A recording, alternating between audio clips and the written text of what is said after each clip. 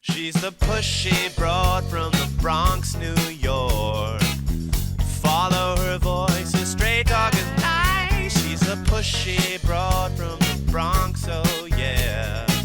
Don't be surprised if you wanna listen twice. Make decisions, find the right choice. Know yourself better, find your own voice. It's okay if you need help today, cause everybody needs a little push. From the pushy broad from the Bronx, New York.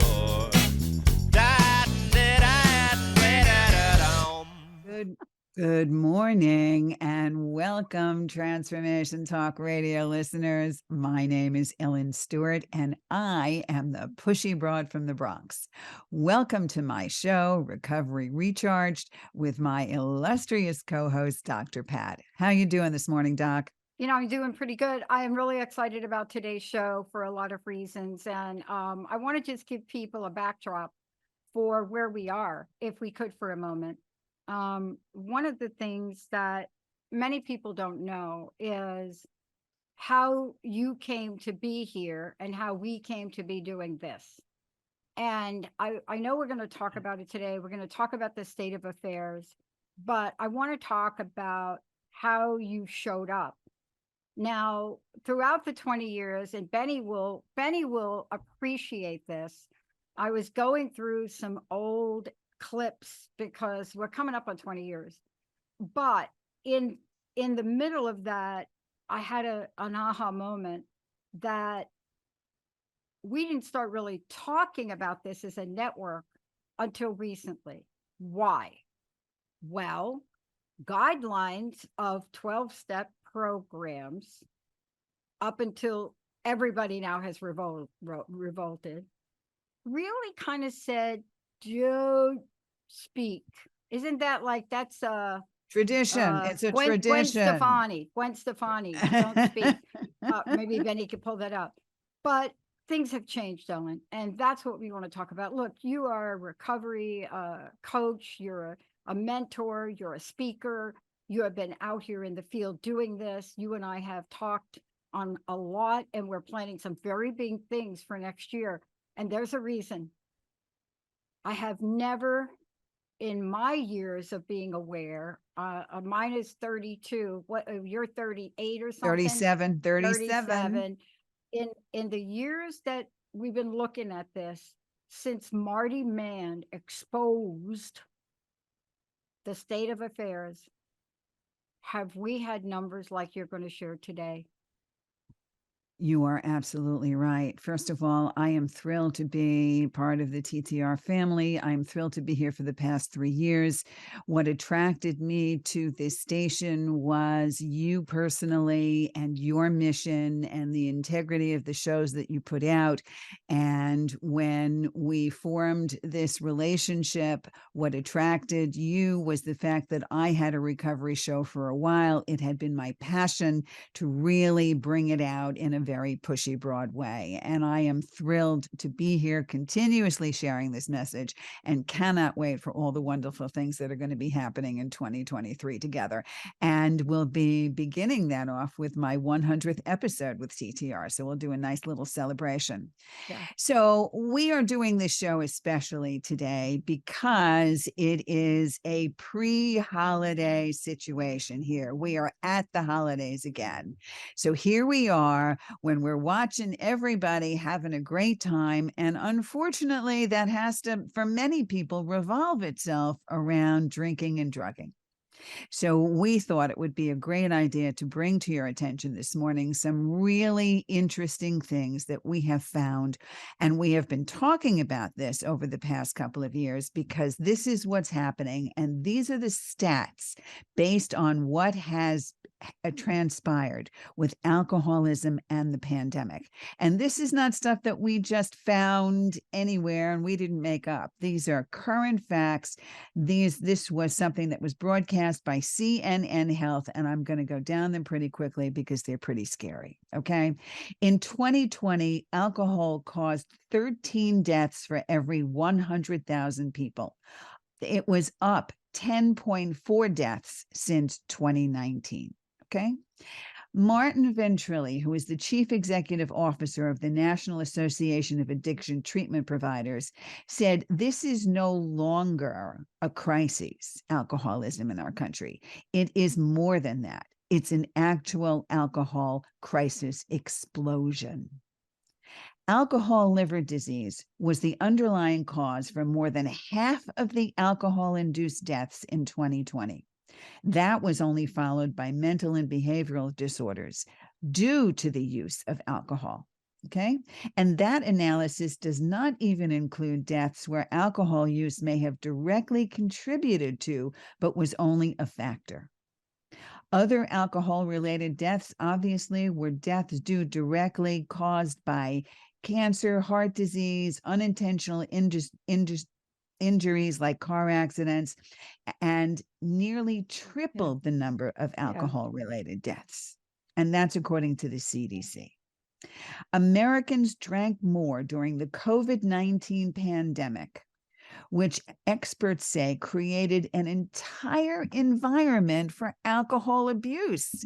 So you can start drinking, even no matter what age it is, and continuously drink and then become an abuser. And then that can lead to an addiction.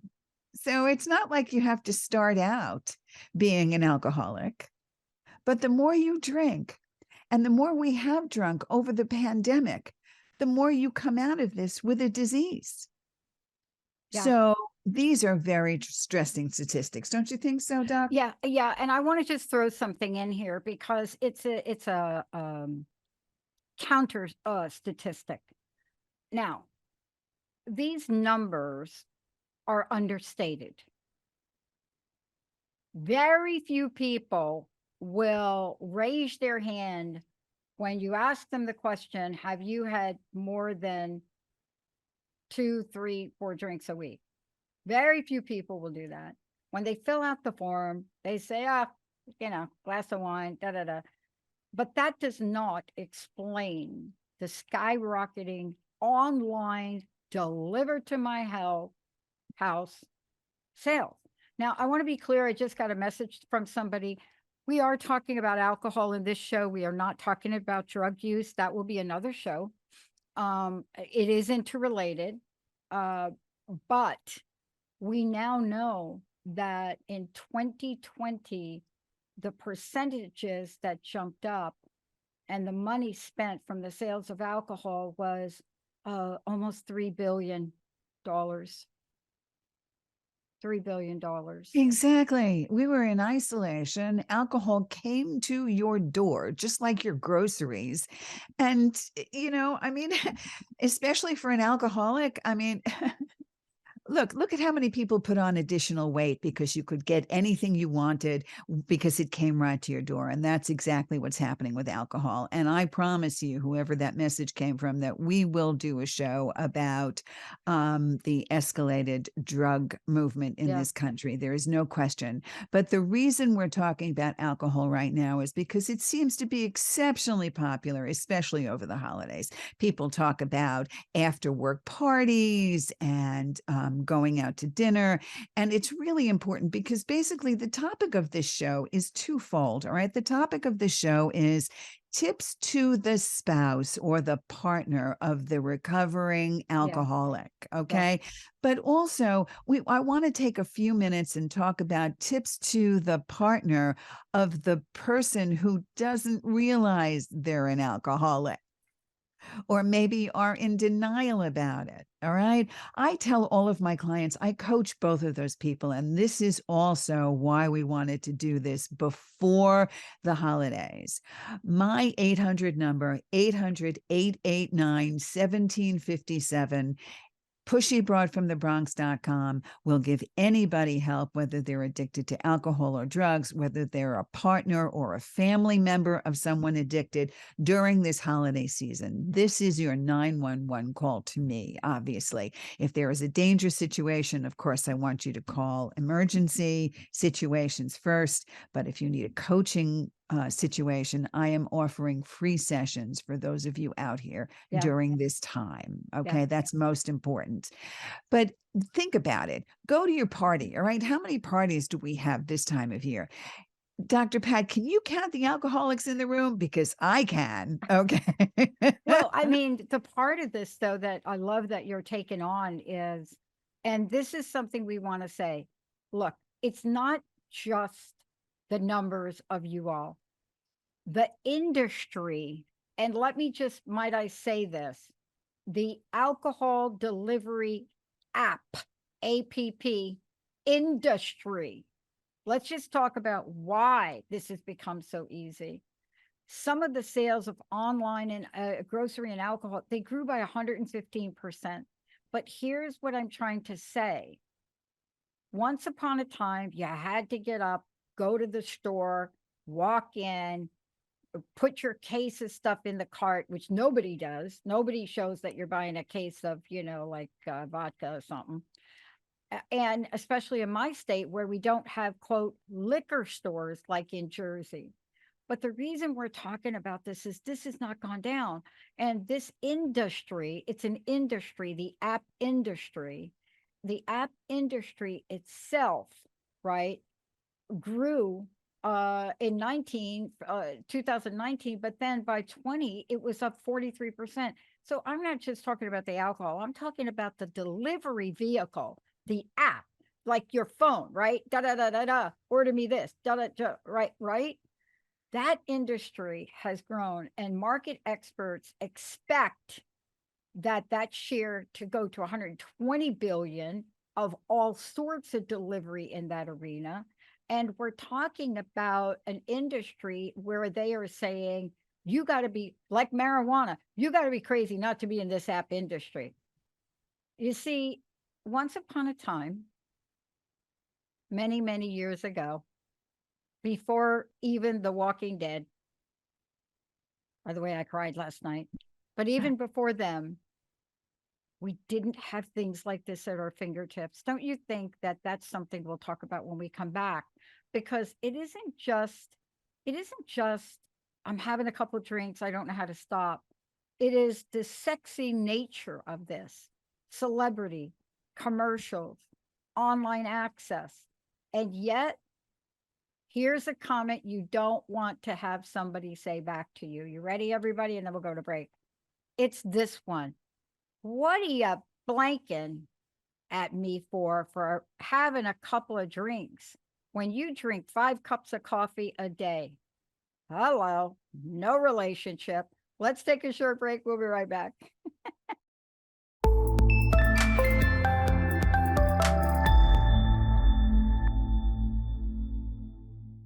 Hey, everybody, welcome back. I am so thrilled to have all of you meet my friend and colleague here.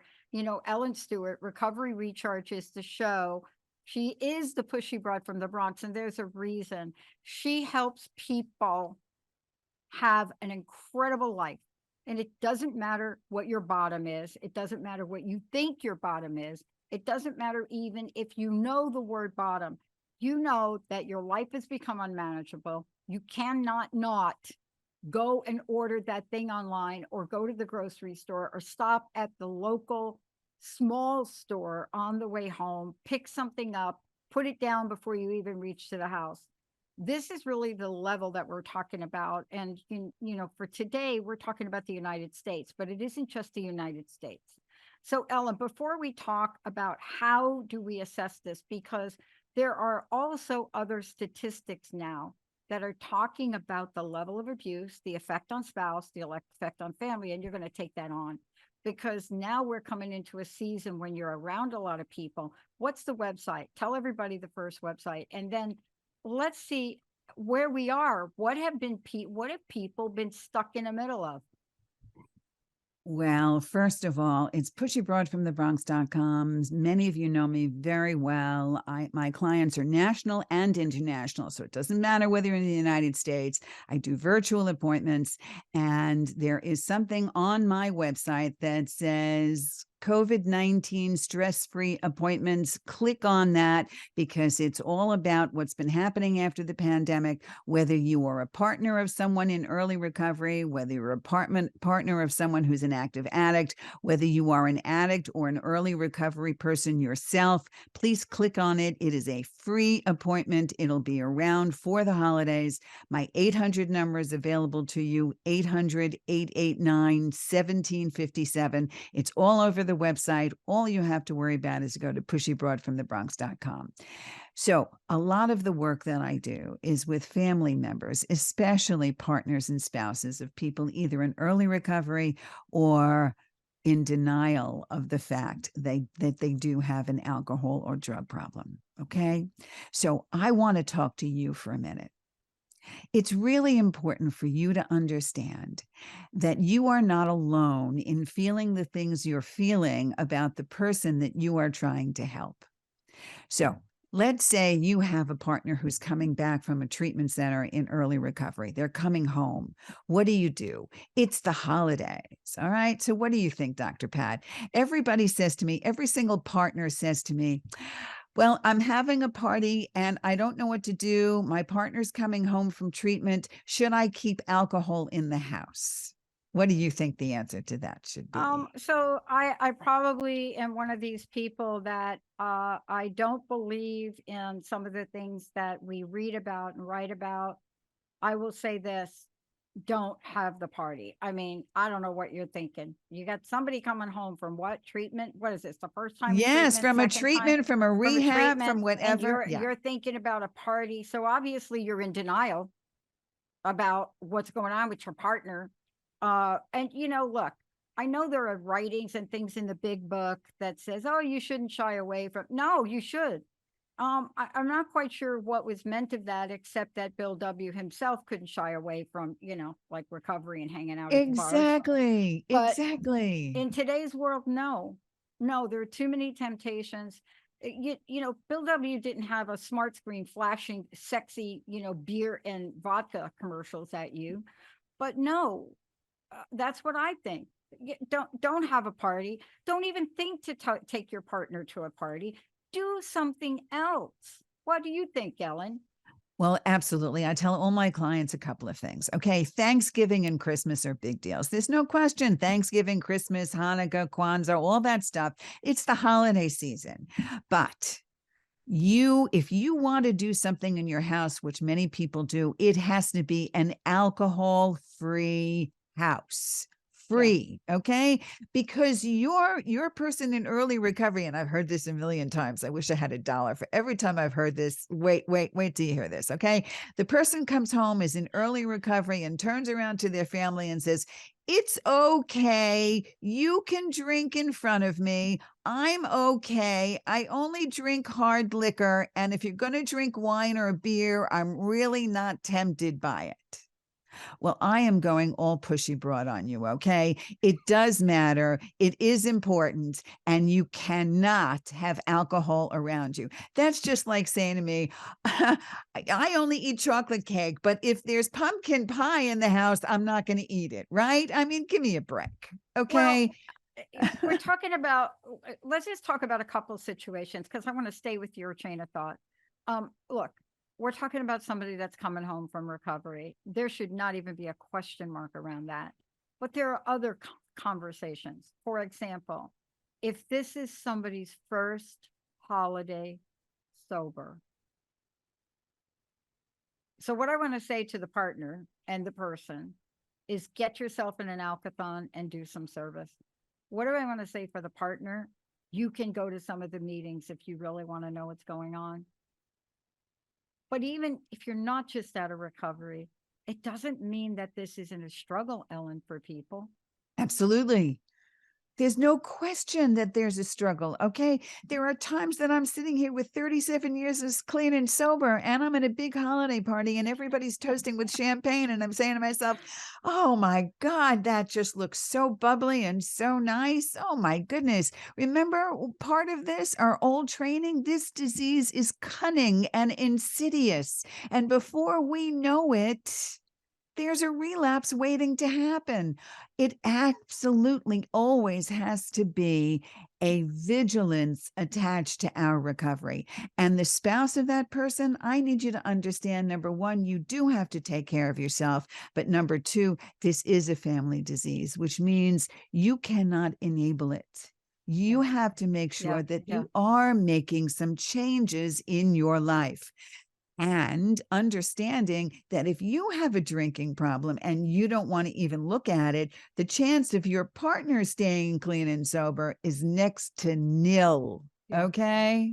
Yeah. I want to talk about this because it really raises everybody listening to this. If you're just, I can feel a little something here, but let's just talk about it. It's like, oh my gosh, really? How many years do I got to worry about this person? You mean that okay, they can't drink, but now like what? I can't? Well, I got to There look you about go. you and I'm worried about you. And now I look at you and I'm like, oh, resentment. And then you're looking at me and then you get like, really?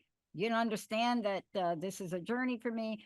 Back and forth, emotions back and forth, the holidays back and forth. The holidays itself is an emotional roller coaster ride. Let's talk about the emotional side of this. I think your question is, has everyone been living in a bubble? That's exactly A right. very small bubble, and you feel cramped and you feel stuck and you feel like, oh my gosh, right? Without a doubt. And I'll tell you, that's the number one thing the spouse or the partner says to me. Why do I have to upend my entire life for a person who has a disease, which I do not have? Yeah. Okay. So here it is. Here it is.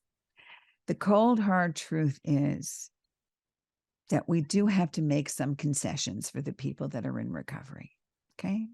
But if it's really, really difficult for you to give up alcohol or drugs, for you as a partner or a spouse, if it's really, really difficult for you to give up alcohol because of your partner, then I need you to take a serious look at how you're drinking.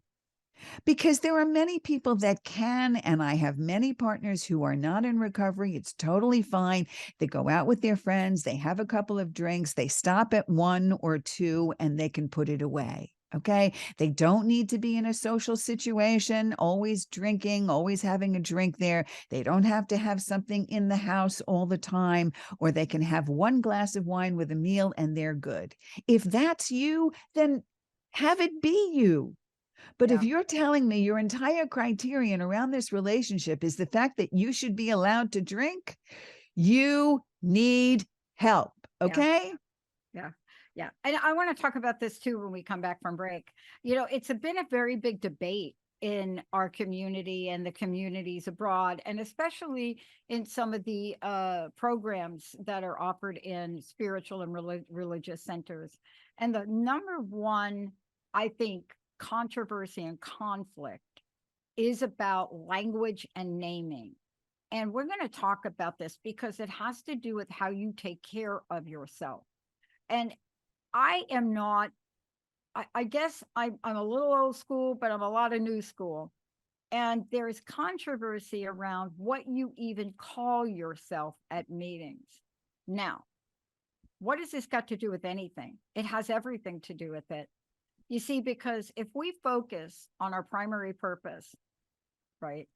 Our primary purpose, stay sober no matter what, then does it matter whether you walk into a meeting and say, hi, I'm Mary, I'm an alcoholic, or hi, I'm Mary, I'm a recovering alcoholic, or hi, I'm Mary, I'm in recovery, or hi, I'm Mary, I'm recovered. You see, there are certain institutions now that say that when you tell your mind that you are something, that there is a place and an association with that. And when we come back, what does self-care have to do with it? It has everything to do with staying in recovery. And so a lot of the controversy that you all may, it's a potato, it's a potato. It's still something you're going to put butter on. And when we come back, we're going to talk about what that butter looks like. Well, some of you may not put butter, for my vegan friends. So just say it right there. You'll put your vegan butter on it. But when we come back, it doesn't matter how many labels you call it, potato, sweet. It doesn't, none of that matters. What matters is you understand the depth of what you're trying to do and the people around you understand. But when we come back, what if self-care means you Not have to, only for the person in recovery, but the the spouse? partner. What if that means that now you're telling your spouse, could you not, here it is, wait for it. Could you not bring alcohol in the house? Not on football days, not on the final series finale of The Walking Dead.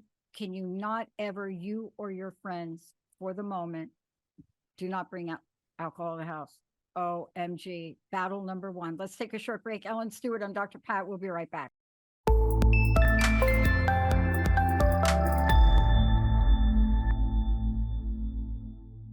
Hey, everybody, welcome back. Ellen, look, this is, you are the pushy broad from the Bronx.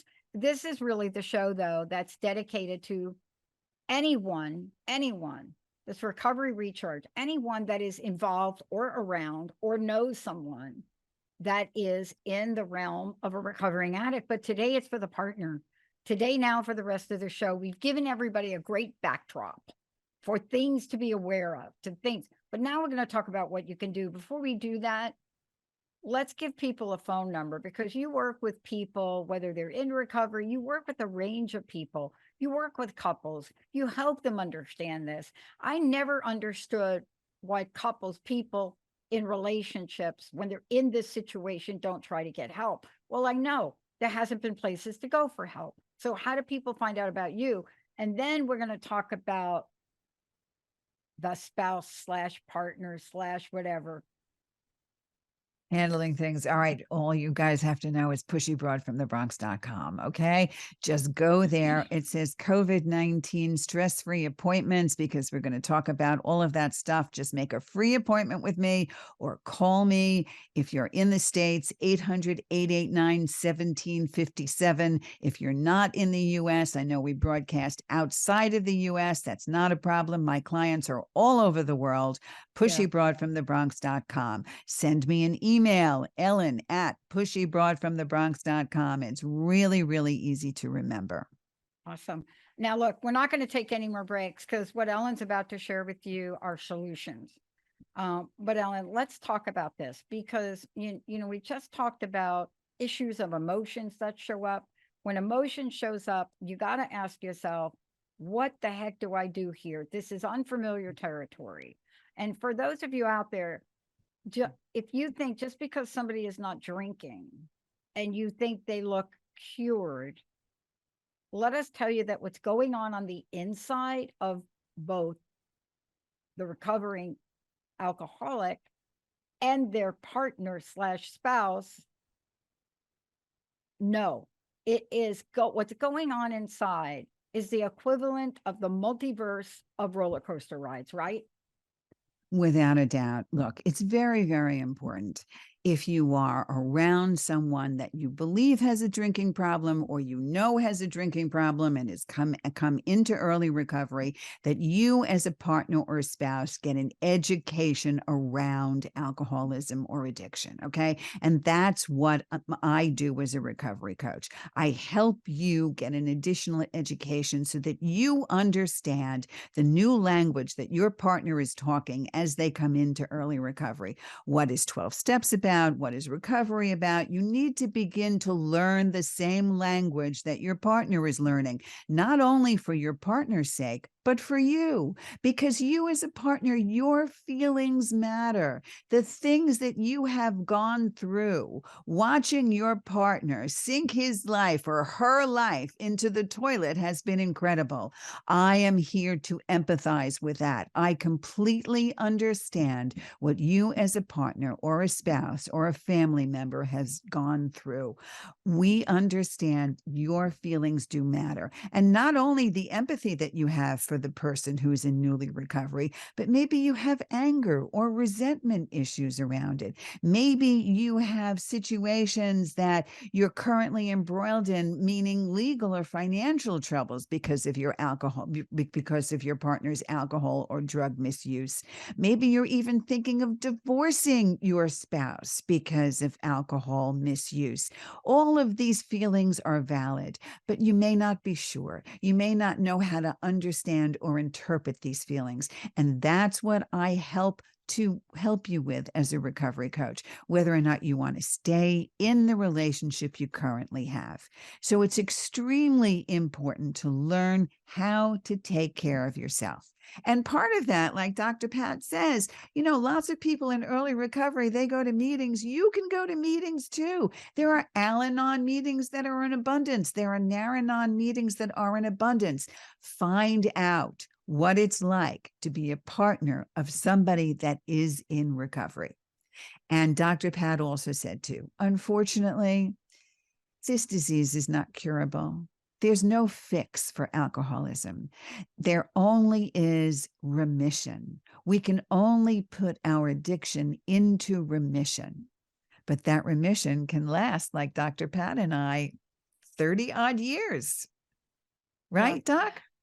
Yeah, and I think that's going to have to be a show we do on the science of this, because I get a lot of questions after these shows. And, one of them is understanding how this works. Now, we don't talk a lot about this, but it is true. There are things that happen, but you're going to talk with people today about what happens when we can take the journey with our partner. Look, there's a scene from that Sandra Bullock movie, 28 Days or whatever it is. There's a scene where her partner of the time just doesn't get it. I think he even shows up at the rehab center with like alcohol. And then even after it, it's a great movie to watch what happens when somebody you're in a relationship with doesn't understand. The second thing is this, and I want to ask you this question. We're talking about a scenario, but we're going to take a deeper dive where you are that person. You drink too much. Your life is unmanageable. But what happens if you're in relationship with somebody that drinks too much, right? But is not taking the recovery. So let's just flip this over, because there's two sides to it. There is an impact on the spouse. I know for me, that was my scenario. And what it did is it moved me to get clean and sober, right? But it doesn't always turn out that, like, it's not like a Disney story.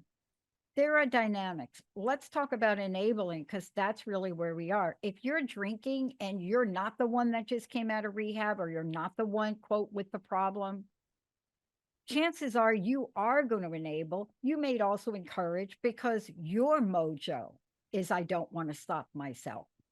I don't have a problem.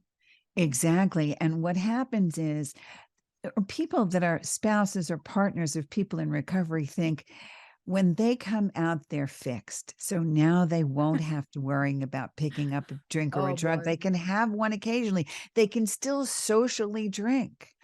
And understanding that our brain, a brain of an active addict or alcoholic, does not allow us to just socially drink, right? In our world, is one drink is too many, 1,000 is never enough. Those slogans stick because they're true, they're core. So if you're in denial about your partner's alcohol problem, then you need to get the help that you need from the Pushy Broad, because I'm gonna give it to you straight. And there are many, many people that I work with, so many people that I work with, whose husbands or wives are drinking constantly and are in denial about it, and then become physically or mentally abusive to that family.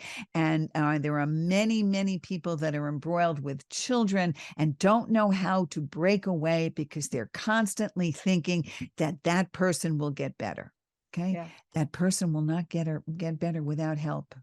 Yeah. And sometimes you need a pushy broad in there to say, look, this is the reality. And these are the hard decisions you'll have to make to begin a brand new life in a way that will make you happy, because your feelings do matter. And you cannot sacrifice yourself waiting for another person to get clean and sober. Right, Doc? Yeah, and let's talk about this even more, because we got to give people some tips, and especially the spouses, partners, whatever relationship you have, even BFF, even best friends, you're in this group too.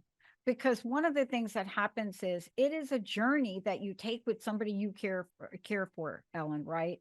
It is Yes. that journey, but it has social implications. It has business implications. The hardest thing that one could ever do is tell their bosses that they got to step out and go to an AA meeting. It is a journey, but let's talk about this. If you are the partner, you are the person that's taken the journey. There is sometimes you get to the point where you say it is too much. Now, let's talk about the fork in the road. It is too much, and you start thinking because of yourself. And people have said this. Are you ready for this? Ready? You are unconscionable to be around.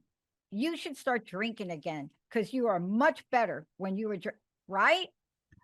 Oh Right? my And God. that just comes out because it is a journey. But how many times have you heard that? My partner, you know what my partner said to me, that I'm really not lovable, I'm really not likable, is on this journey, I'm roller coaster ride, I'm emotional bag of what. And the last thing they said is, you'd be better off taking a drink. Go get a drink. That is like, do not do. That's exactly right. And that's also because spouses or partners or family members don't have the education that they need. It's a simple learning experience. Some of the key things here that are extremely important, like we said before, you do have to remove all the liquor from the house. If you as a spouse want to get a drink, go out with friends. Have your own night with friends. Go out.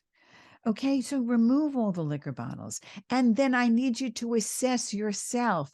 Are you drinking too much? Statistically, we talked about this in the beginning. For women, no more than 7 drinks a week, 7 drinks in 7 days. That's what it says. Okay. And for men, no more than 9 drinks a week. Okay. And that's a lot for me. That's a lot. That's a lot. Okay. But nevertheless, if you're having more than 1 drink a day, and I'm not even sure you need 1 drink a day, then you're drinking too much.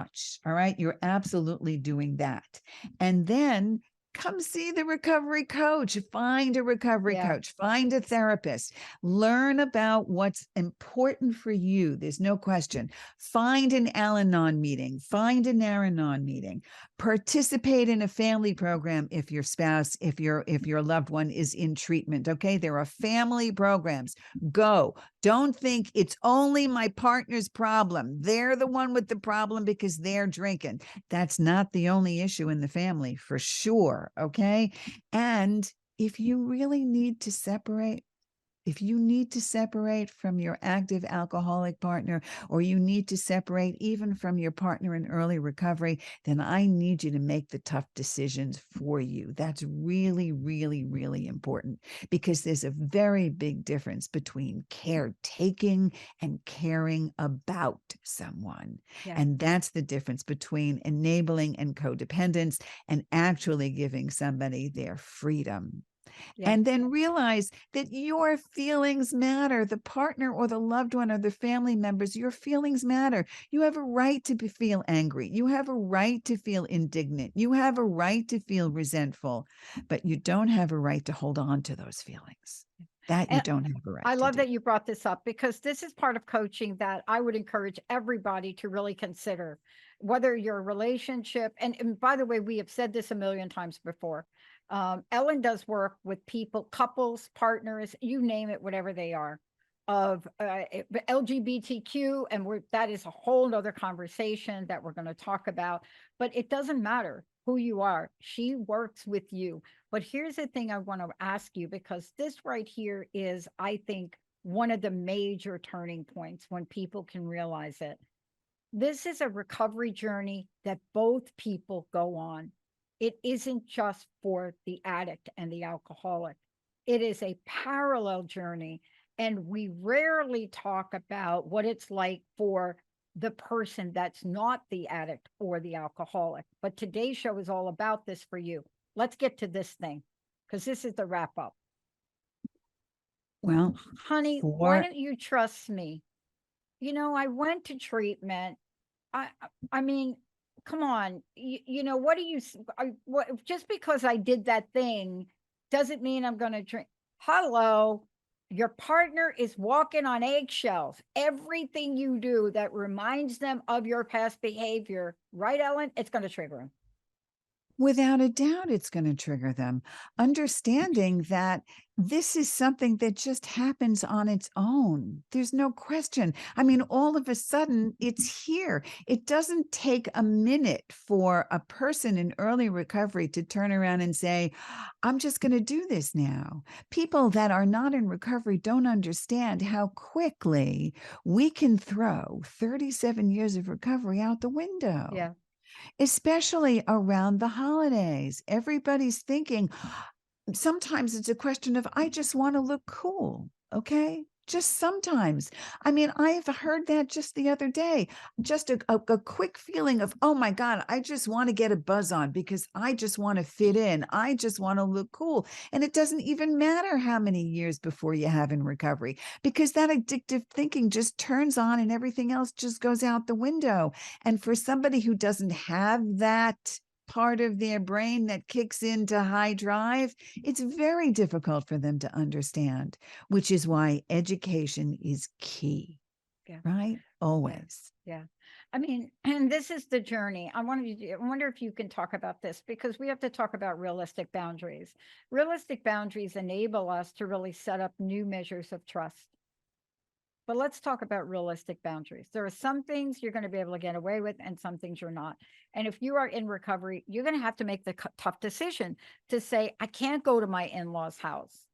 It's just too much, right? I mean, so let's talk about that for a minute because All those are right. tough decisions. Yes, but sometimes no matter what, there are going to be people out there that are going to say, oh, forget it, Dr. Pat and Pushy Broad. I ain't doing what you said because I have to go and I have to do. And we're free from COVID, like we really are free from COVID. And I'm going to get out there and I'm going to party. I'm going to do everything. Okay, fine. You want to do that stuff? Then I need you to do it in a good way. Okay. And here we are, spouses and partners. Okay. This is a buddy system approach. All right. I need you, if you are in early recovery, to always have a plan B. And that's what I tell every single one of my early recovery people. Okay. Number one, I need you to understand that if it's getting too much for you, that you have a way out of that party or that situation, which means you can go to your aunt so-and-so or your grandma's house or whatever, but instead of spending 5 hours all day eating and watching everybody else drinking, then compromise. Set yourself a boundary. Spend 2 hours. And at the end of 2 hours, turn to your partner who's going to be there for you, spouse, partner. Are you listening? And pick yourself up and your partner and leave. It's time to go home. And this is where a spouse or a partner can really be strong in a good way. Turn around and say, you know what? We're in early recovery here. It's time to go out and do other things. Go out and look at the Christmas lights. Go out and spend a nice evening at home by the fireplace, roasting marshmallows. Have some quality time that doesn't revolve around 5 or 6 hours of family eating and drinking. Okay? Set personal boundaries. Have a buddy. And if you don't have a particular spouse or partner, then find somebody else from the rooms that's in early recovery and take that person with you and go home together. Yeah. Plan your holiday situations. Yeah. I had a question come in and it's a question that came up from, I think, one of the shows we previously did. And it was the question of, they heard us talking about when sponsors do a family intervention, meaning you sit down with the partners or maybe even the children. And it is something that I don't know about you. I think it's old school, but I find it fascinating that when somebody is coming out of recovery, that if you're the sponsor or the coach, you sit down with the family, you talk about these things. Can we talk about that tip? Yes, and there are a couple of things that I recommend. Okay, if someone is not in recovery and someone is on their way or in denial about treatment, a classic intervention should not be done by a sponsor. Okay, there are accredited, certified interventionists with specific methods that take care of intervention from the beginning, because there is a complete way to do an intervention, and we've had interventionists on my shows. Yep. But education can come from a variety of things, and I am not of the ilk that a sponsor is someone to do this. A sponsor's job, as far as I am concerned, is to work one-on-one with a person who is in newly recovery, to talk about the 12 steps with them, and to make sure that if they are having an urging or a craving to drink or a drug, that's when a sponsor is there to help them. Okay, a recovery coach or a therapist is more apt to talk to family members than a sponsor. I don't think that's a sponsor's job. I'm sorry. Yeah. It's not what I think. Well, because of the nature of what you and I are talking about today, and let's kind of recap from it. What we're talking about today is how there are two people, whoever you want, partner, friend, it doesn't matter. There are two or more people that are engaged in the journey. And there is the journey that is unique to each of them that go forward. You need to get somebody that knows how to help. And that's what you're doing today. You're putting the alert out now to say, call me before the holidays and let's sit down, or let's Zoom, or let's do something, because there's no excuse now. Now with Zoom, there's no excuse now, Ellen, right? I want you to None. recap this for today and give just talk to the partners and say, partners, here's what you can do. Number one, I'm so glad to have this time and to tell you that your best chances for success as a partner, as a spouse, as a family member, as a loved one for that person who's early in recovery is to understand, number one, that your feelings matter, but you can't live in your negative feelings. Okay. You need a way to express them and get them out. And that's why I'm here to help you. And I need you to understand that no matter what, it's okay. You come first. I need you to focus the attention on yourself. When's the last time you heard that? Maybe never, right? Maybe never. Well, I'm telling you, you're important. You come first. And I'm also telling you that whatever disease that your spouse or partner has, it is not your fault. You cannot fix it. You can't cure it. You're not responsible for it. Okay? There is no cure for addiction, only remission. But I need you to get smart and not be ignorant around what it means to be an alcoholic or an addict. Education is key. I need you to learn about what's going on with your partner. If your partner had cancer or diabetes, would you not be reading up on it? Would you not understand what's going on with the person that you love the most in the world? That's what I'm asking you to do. And that's also how the Pushy Broad can help you. And I need you to know that even though there's no cure for addiction, I need you to be cautiously optimistic, because Dr. Pat and I are sitting here with close to 70 years between us of being clean and sober. If you don't think this program works, you're looking at two women here who are going pretty strong in recovery. So yes, this program works. We can live happily ever after. But I also need you to understand that you need to set realistic goals and realistic boundaries. And the Pushy Broad is going to help you do that.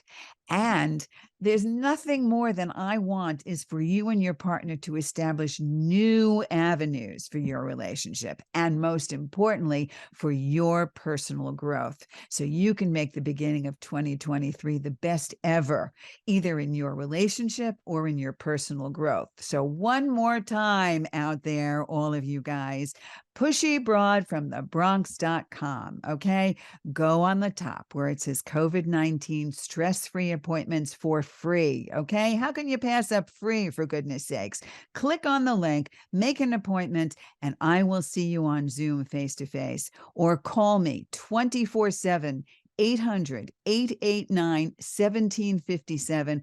Leave a message. I'll get back to you. And I don't know where you are in the world, but I got you covered. So that's the best we can do. And we're going to do great work this holiday season. Ellen, thank you so much. There's a lot that we covered here today, but the takeaway for me is you don't have to take this journey alone. Let's get some help. Ellen, thank you for all that you're doing. I want to thank Benny and Jacob for all they do to make this show happen. And I want to talk to all of you and say, look, we know despite the headlines, despite what's being said about COVID being over, despite all of that, there is a level of pressure that we know you are under. Everything from paying back your small business EIDL loans, which literally should be erased, to really setting the table on the holiday, to looking at how to take care of your families, your friends, your loved ones. And we want you to know this one thing. You don't have to do it alone. Thank you for tuning us in and turning us on. We'll see you next time. This is Ellen Stewart, the Pushy Broad from the Bronx, saying thanks for listening. And remember, everybody needs a little push. From the pushy broad from the Bronx, New York.